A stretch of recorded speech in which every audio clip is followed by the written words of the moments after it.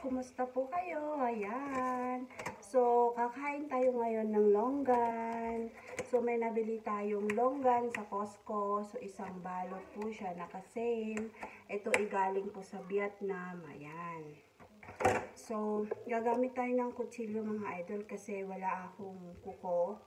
Ayan. So, bali ito, dito mo siya anuhin, bubuklatin. Ayan. Dun sa anuhan niya.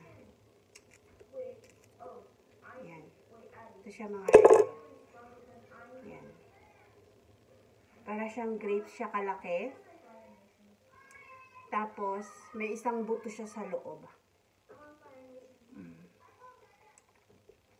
Yung buto niya mga idol. Tinatapon ko ito.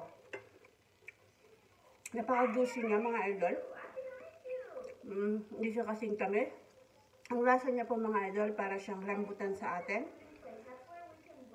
O kaya lychee. Yun. Yung mga hindi po nakakatikim, yun po ang lasa niya mga idol. Rambutan po sa atin. Yan. Ganun na ganun po. Pero mas juicy ito, mas matamis siya. Kain tayo mga idol. Papak tayo ngayon.